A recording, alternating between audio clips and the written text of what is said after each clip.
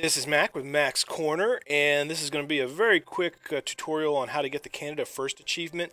I'm going to be going through and getting that, as well as I may attempt to go ahead and get the bottom of the barrel achievement, but that's another time, or another thing for another time. So, first thing we're going to do is we're going to head over here, and we have very little political power, but we are getting 2 per day. So, offline, what I'm going to do is speed up time, and gonna get the, where's he at? Fastest Demagogue. That is the biggest one because he's gonna give us fastest support, and fascism is gonna go up every day.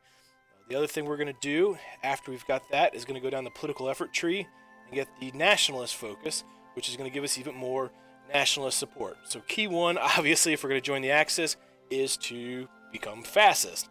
And next step is, the other big challenge with this is Canada. We are currently part of the Allies, and later on I'll show you how to make that go away. Okay, so now this is a key thing here is once we convert this guy to increase fascism, you get this, that fascism is on the rise, and you can have 2 options. You can go higher ups may harbor unspoken sympathies, or the younger generation will take up the torch. It's very important here. I learned the hard way. If you choose the top one, you will turn fascist, but since it happened from the top down, you're going to remain part of the Allies. So obviously you can't join the Axis faction if you're part of the Allies. So you're going to have to generate a coup going through the younger generation will take up the torch.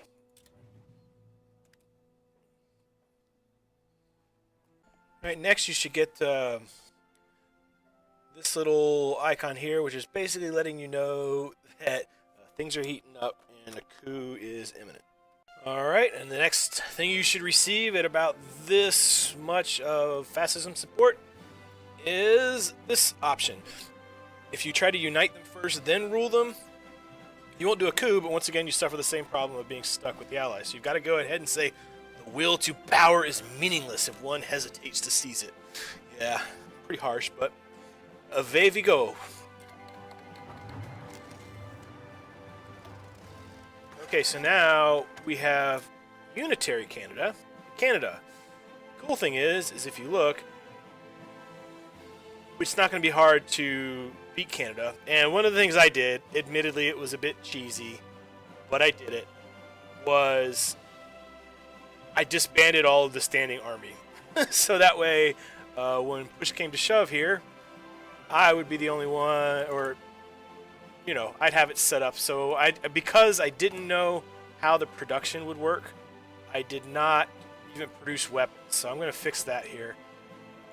As I said, the main reason is I just didn't know how the production was going to work. I don't know if they get it or I would or what.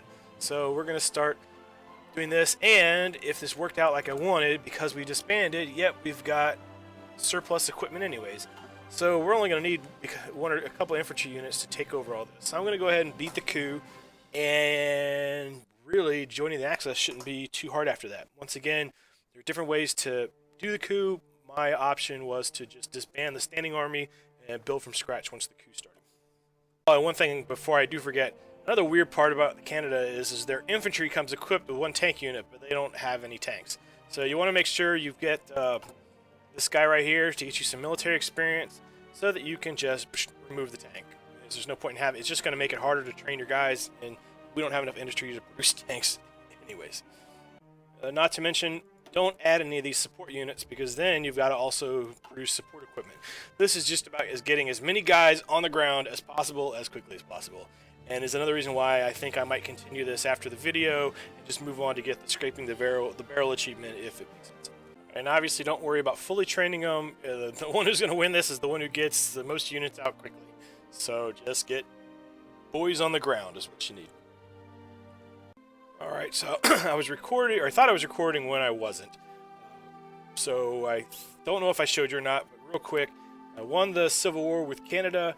Mistakes or lessons learned. Make sure with Vancouver over here, don't forget about it. Send somebody over there early. Not too big a deal. I forgot about it initially, but I did fine.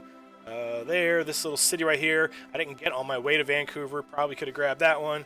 And it was too easy to grab these. South Africa tried to join the war, but they were pretty much a non-entity. And now, voila, we're unitary Canada, free from the Allies, and I've already done it.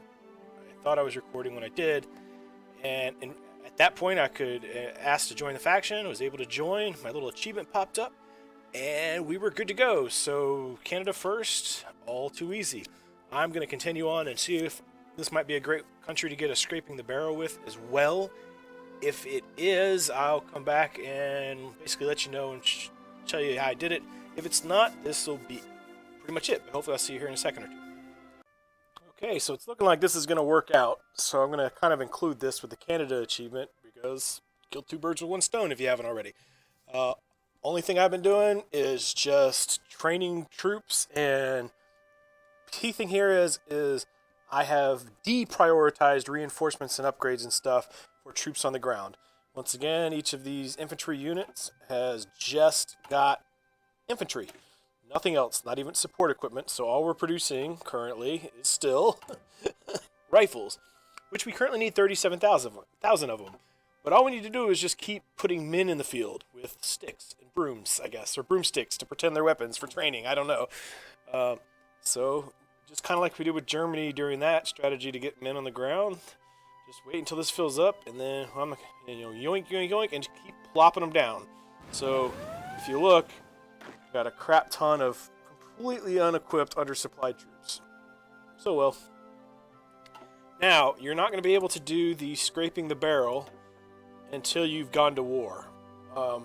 As long as you keep putting troops on the ground, and once Germany, I kind of waited till Germany was at war with everybody.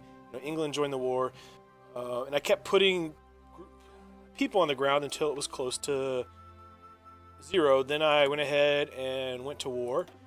Keep plopping stuff on the ground. Now, this could take a while, right?